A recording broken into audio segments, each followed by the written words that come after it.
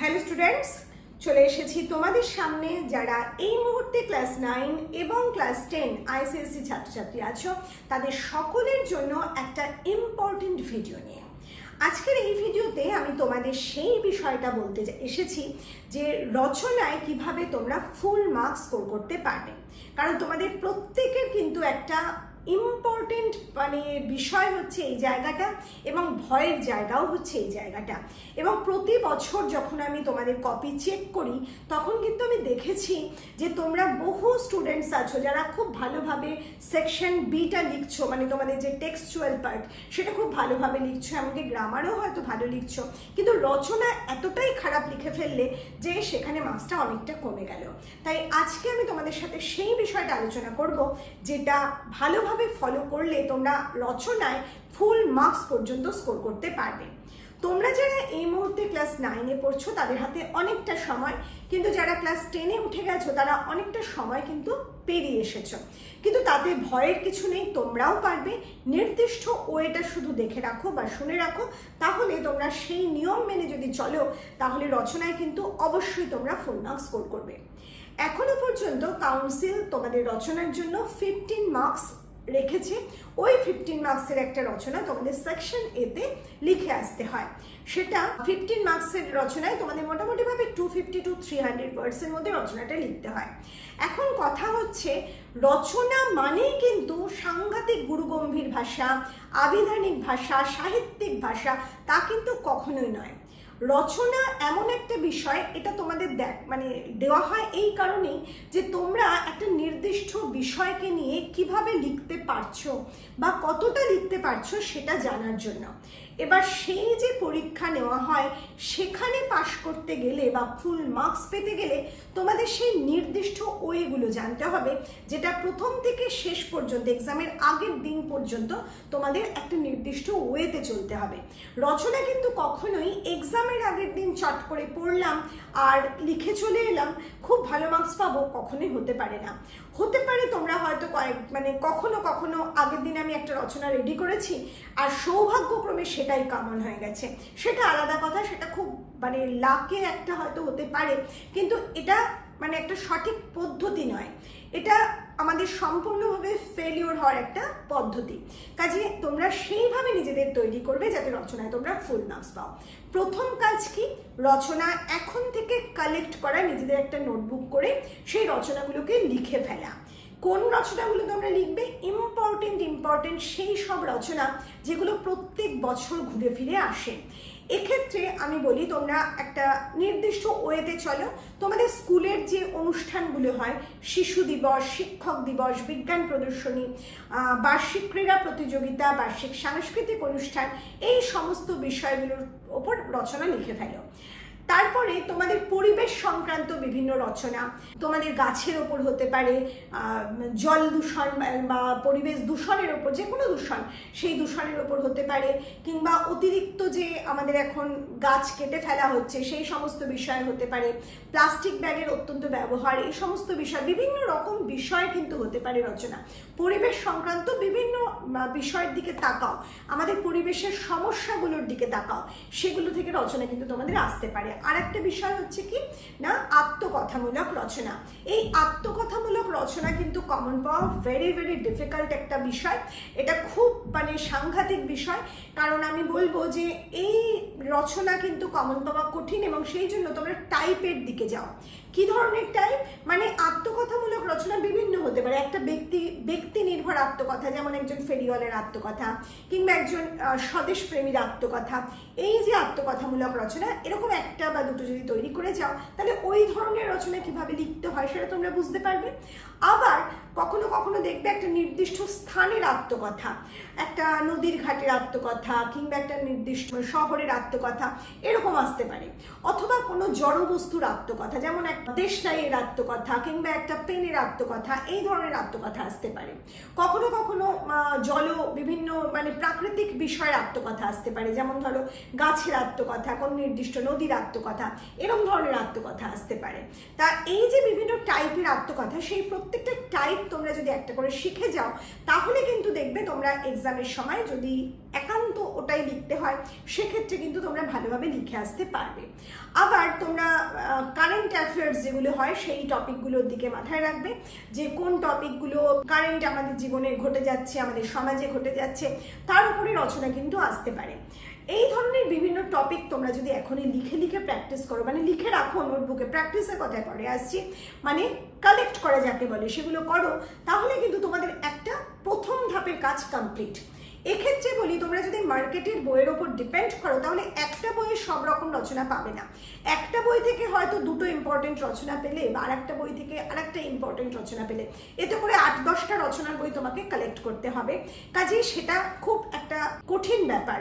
আর সেটার থেকেও বড় কথা যে এই ধরনের মার্কেটের বইয়ের যে সমস্যা, সেটা হচ্ছে এখানে কিন্তু গুরু গম্ভীর আভিধানিক ভাষা ব্যবহার করা হয়, আর এতটাই খটোমটোভাবে লেখা হয় যে স্টুডেন্টরা কিন্তু বিষয়টাকে ভালোবাসতে পারে না। বিষয়টা প্রয়োজনের বলে তারা লার্ন করতে শুরু করে, মনে রাখতে পারে না, একটা কঠিন ব্যাপার হয়, একেবারে ঘেটে অন্যরকম হয়ে যায় বিষয়টা।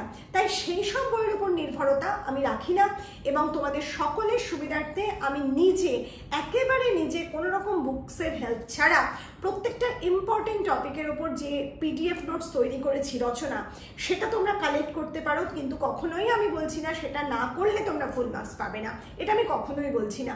শুধু এটা বলবো, সেটা যদি তোমরা কালেক্ট করো, তাহলে তোমাদের এখানে ওখানে দৌড়োদৌড়ি করতে হবে না। সেখানে সমস্ত ইম্পর্টেন্ট রচনাগুলো আমি দিয়েছি, এবং তোমাদের মতো করে দিয়েছি, যাতে করে তোমরা খুব ভালোভাবে সেটা নিতে পারো। খুব মজার ছলে রচনা লেখা আছে, সেটা তোমাদের পড়তে ভালো লাগবে, এমনকি পরীক্ষক অত্যন্ত খুশি হবেন ওই ধরনের রচনা যদি তোমরা এক্সামে লিখে আসো। এবং সেই রচনাগুলোকে কিভাবে ভালোভাবে সাহিত্যিক করে তোলা যায়, তার জন্য বিভিন্ন কবিতার লাইন তোলা, বিভিন্ন ভালো ভালো সাহিত্যিকের উক্তি তোলা, সেটা কোথায় কখন প্রয়োগ করতে হবে, কোন রচনার জন্য কোনটা ইম্পর্টেন্ট, সেটাও কিন্তু সুবিধাটা তোমরা পাবে আমাদের পিডিএফ নোটস যদি পারচেস করো। সেটা তোমাদের ব্যক্তিগত ব্যাপার। যদি পিডিএফ নোটস পারচেস করতে চাও, তাহলে আমাদের একমাত্র অফিসিয়াল হোয়াটসঅ্যাপ নাম্বার 8777416211 নাম্বারে হোয়াটসঅ্যাপ করে যোগাযোগ করতে পারো।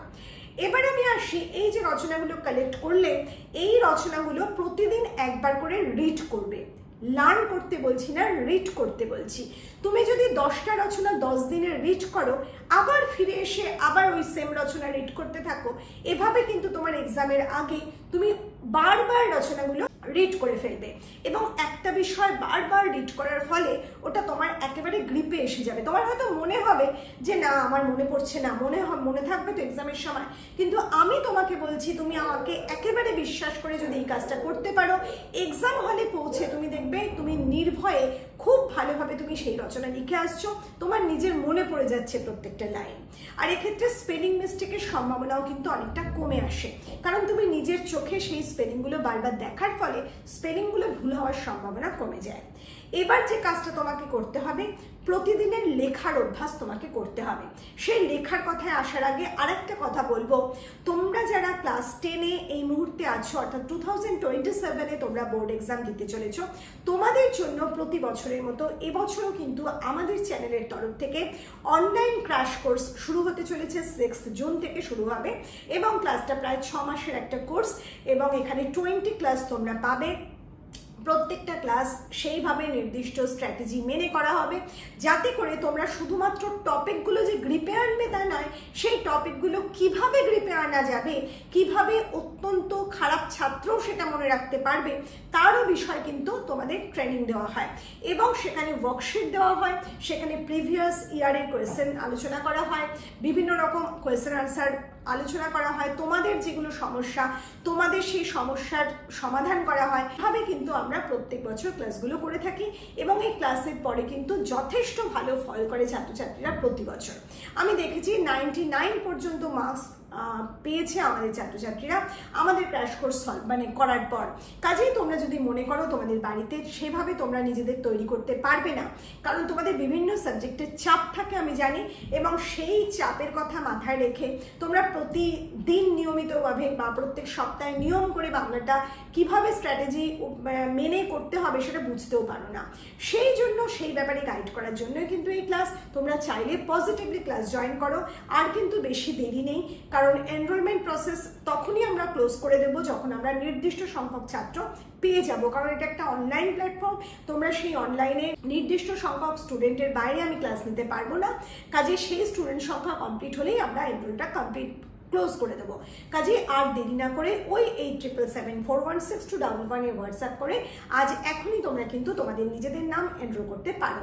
আর ডিটেল জানার জন্য ইউটিউবে সার্চ করো, তোমাদের জন্য ক্র্যাশ কোর্স সংক্রান্ত ভিডিও আপলোড হয়ে গেছে, সেটা দেখলে ভালোভাবে তোমরা বুঝতে পারবে। বিন্দুমাত্র মনে করো যে ক্র্যাশ কোর্স করবে, তাহলে কিন্তু আর কোনো রকম সময় নষ্ট করো না।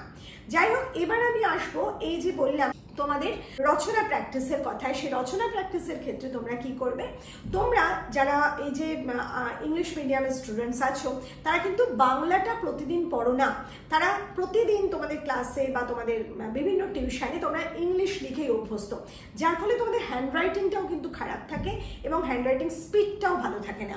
এই সমস্ত বিষয় দূর করার জন্য প্রতিদিন অন্তত এক পাতা তোমার বাংলা লেখা প্র্যাকটিস করো। সেই লেখাটা কি লিখবে সেটা তোমার অন্য কোথাও ঘোরাঘুরি করতে হবে না, তোমার নিজের এসে টপিক নিতে পারো, তোমার যে টেক্সটের বিভিন্ন গল্প কবিতা আছে সেগুলো লিখতে পারো, সেগুলো লিখলে কিন্তু অনেকটা গ্রিপে আসবে।